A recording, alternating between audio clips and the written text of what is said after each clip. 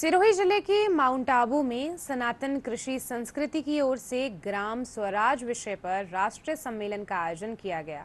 सम्मेलन में देश भर से कृषि विशेषज्ञ, किसान और जनप्रतिनिधियों ने हिस्सा लिया। सम्मेलन का उद्देश्य किसानों को आधुनिक कृषि पद्धतियों की जानकारी देने के साथ ही ग्रामीण स्वराज की अवधारणा को सशक्त बनाना है। सम्मेलन के दौरान विभिन्न सत्रों में खेती के उन्नत तरीके, जैविक खेती, जल संरक्षण आदि पर चर्चा की गई।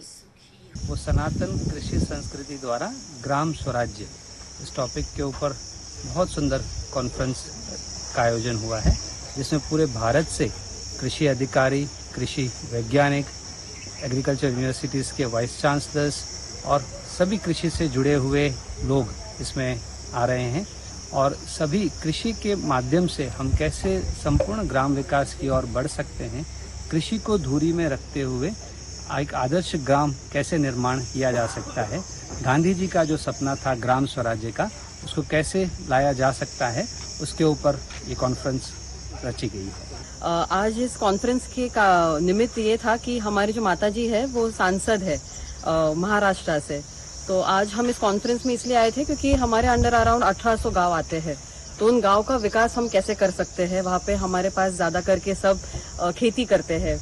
और यहाँ पे जब हम आए और हमने ये जो देखा 1 एकड़ के अंदर हम 5 एकड़ जितना उत्पन्न कर सकते हैं, वो देखकर हम बहुत ही ज़्यादा प्रेरित हुए कॉन्फ्रेंस में। तो इस कॉन्फ्रेंस के कारण हम और ज़्यादा क्या सीख सकते हैं, ये सारी चीज़ें, ये पूरा मॉडल हमारे कॉन्स्टिट्यूएंसी में कैसे रेप्लिकेट कर सकते हैं, वो है सनातन कृषि संस्कृति के द्वारा ग्राम स्वराज।